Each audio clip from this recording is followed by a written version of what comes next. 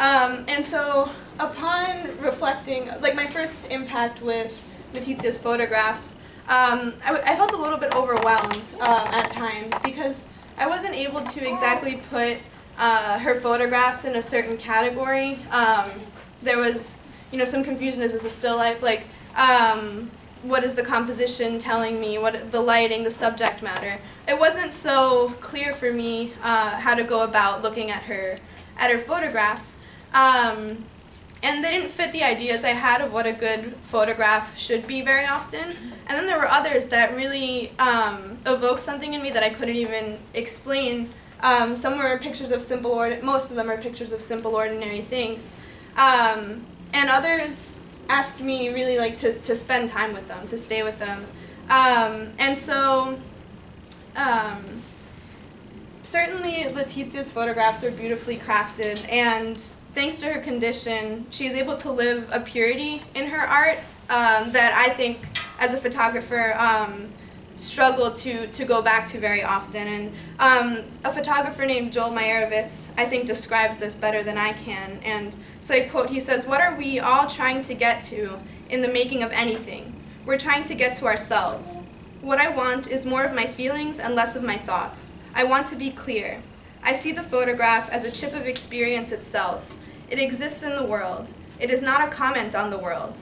In a photograph, you don't look for, you look at. It's close to the thing itself. It's like an excitation. Excitation. And so it reminds me of what Jen said at first about the blade of grass. It's not fitting into a category that's been handed over to you, but it's how beautiful the thing itself is. And so we sort of prepared our material together, and over our Skype conversations with another artist who wasn't able to be here. He's not here. But he said, Letizia's photographs are so good that they could be used for advertising, for weddings. In fact, she does weddings, for magazines, for exhibitions, which she also has, and they ought to be. But Letizia has the humanity needed to go even deeper than the success that comes as a consequence of the fruits of her work.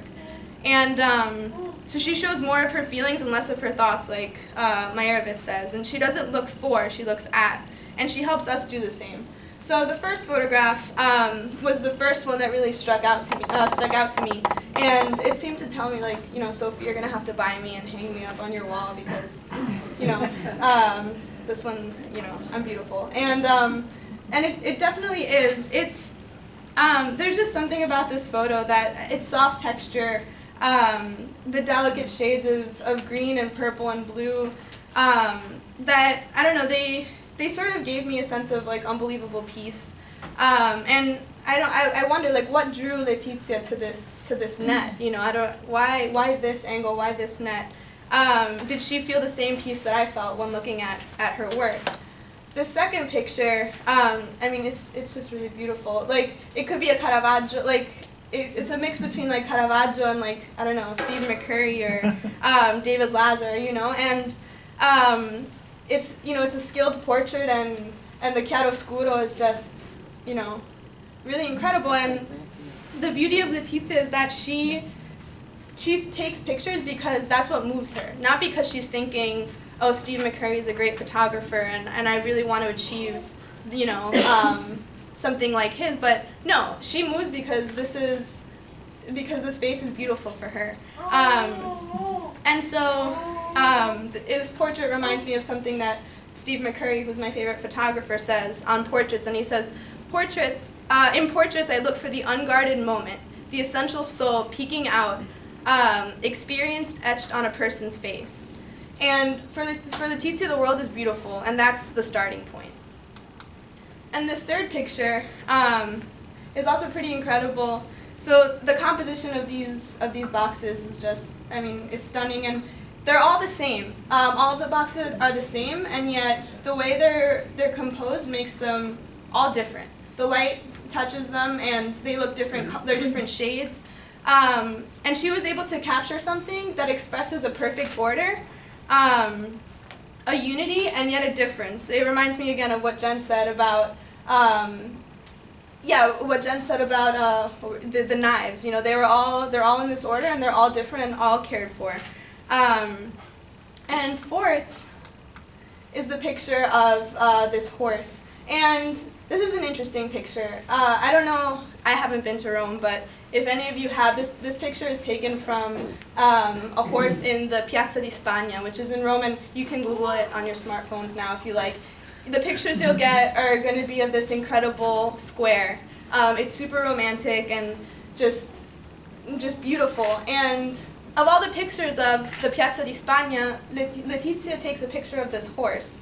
And it's not even the whole horse, it's just the hooves of the horse. And like the position, I'm not really sure what drew her to this, but the position of the horse, once again, over our meetings, someone mentioned this picture captures the Roman experience like perfectly. Just this horse relaxing, wearing this red, this regal red, outfit, I guess you can call it that. And I don't know, it's not the kind of picture that you could get from a National Geographic guidebook. It's not what you're going to find on, Piazza di Spagna images on Google, but she captures something even more than all of this.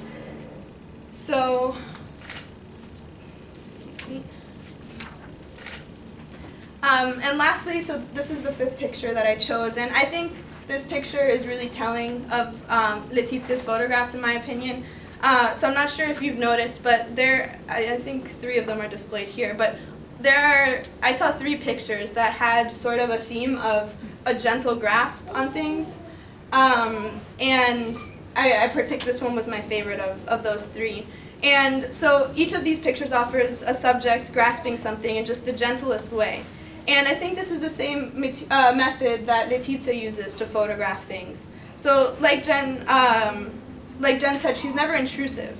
And today, the majority of the photographs that are taken, objectively speaking, are selfies. And I think that, well, first of all, I'm hesitant to consider selfies art, but and I'm not trying to say that your faces aren't beautiful. But I don't know. It's just I often see that selfies are sort of a violent and desperate attempt of capturing something that's beautiful in reality and trying to eternalize it.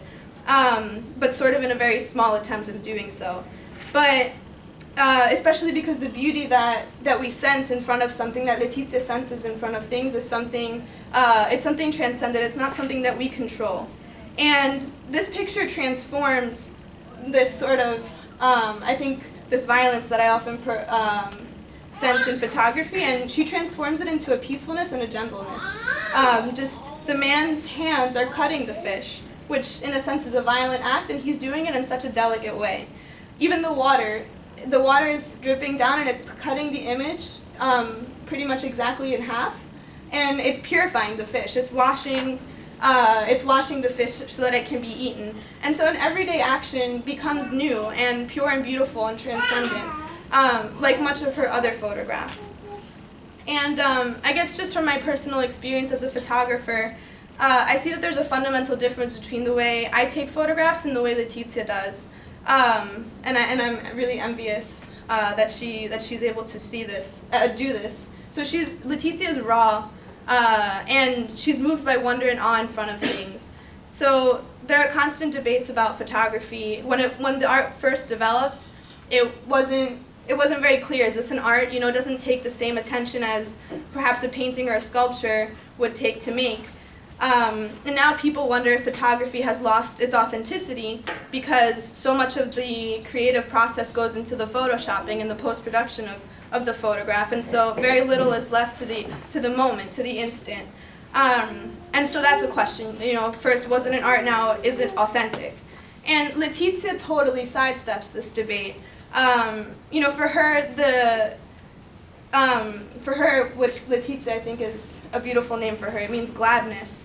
The snap of the camera is the joyful moment, and for her, art is like Oscar Miloš, a poet, said, passionate. For her, art is the passionate pursuit of the real. And in fact, those who know her know that she rarely looks at the fruits of her work, but for her, what matters most is the moment of taking the picture. And so she herself says, I take these very simply, I took these pictures, and they are of beautiful places. I love photographs, and my dad taught me how to take them. So things are really simple for Letizia, I'd like to quote Meyerowitz again. He says, "I want the experience that I am sensitive to pass back into the world, fixed by chemistry and light to be re-examined. That's what all photographs are about, looking at things hard. I want to find an instrument with the fidelity of its own technology to carry my feelings in a true, clear, and simple way. That's how I want to think about less is more." And so, unfortunately, unlike me, Letizia is not worried about getting that incredible shot that authority so-and-so is going to be impressed by.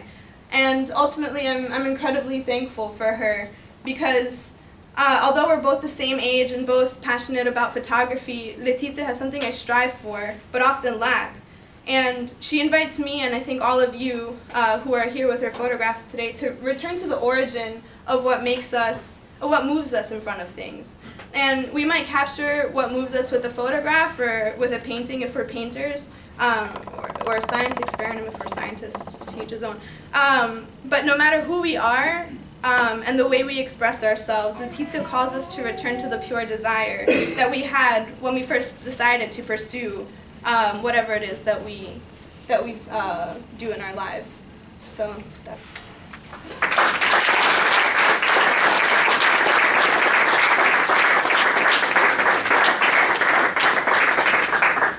It was a poem written by Davide Rondoni and translated by Costanza? No, translated by our friend in Milano, Mariangela. This is, of course, a poem about Letizia and her work. Letizia, the photograph in you is a first fruit of an inscrutable gaze. It is the second light of the world. The surprise that binds with a thread of which you alone know where it begins and where it vanishes, the surface, the depths.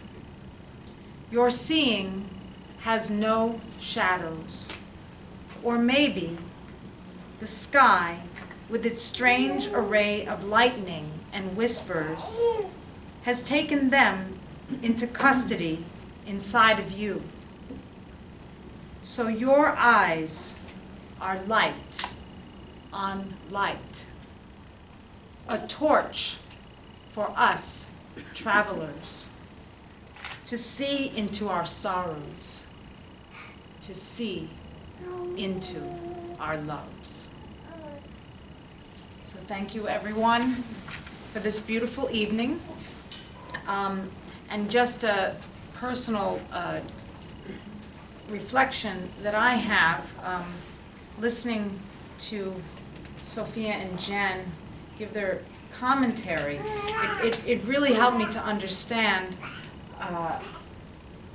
that, you know, beautiful art needs us. I mean, that sounds like a very obvious statement, you know, but what's beautiful about Letizia's art is how she brings us so close without any kind of fear, you know, like we're able to approach it, you know, without any kind of fear or worry or preconception, expectation. I mean, there's something so beautiful about her work and also about those of us that love her work and are able to look at it. So thank you very much for that. And also thank you to her uncle, who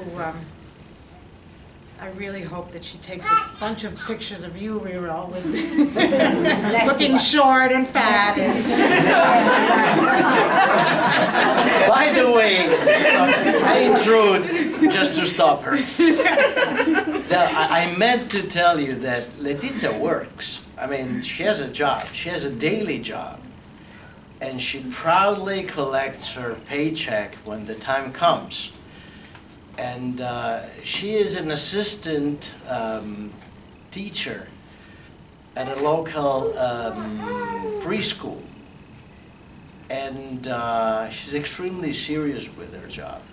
And she's extremely attentive towards the little ones, but she's also very firm and capable of scolding them when needed. But this is just to add another factor to the whole picture, because this relationship with reality that our friends, helped us perceive in Letizia's pictures is also a daily factor in her ordinary life. Thank you, Peter.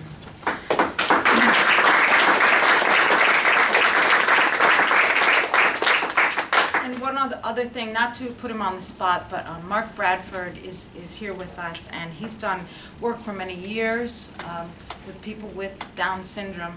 And I was wondering, Mark, if there's anything that you would like to add?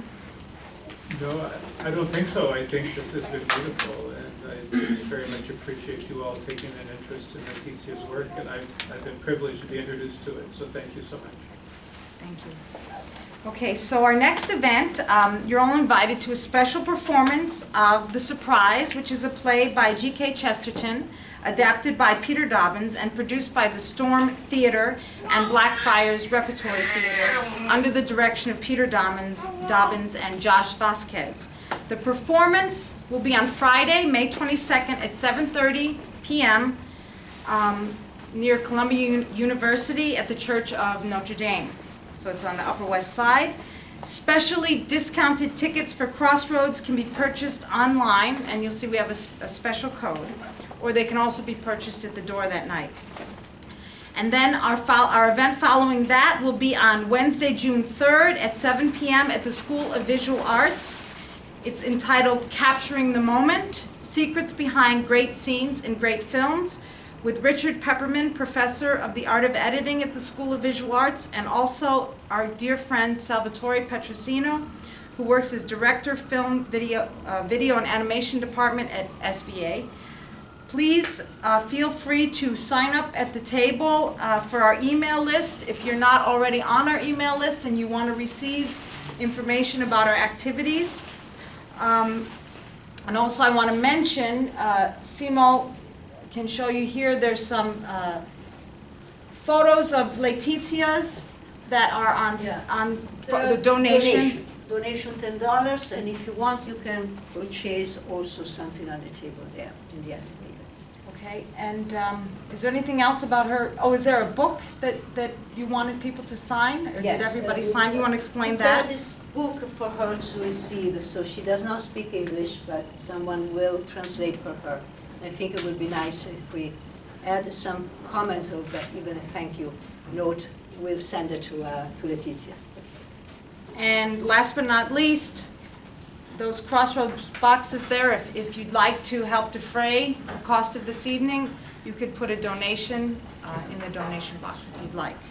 So thank you very much. Have a good evening.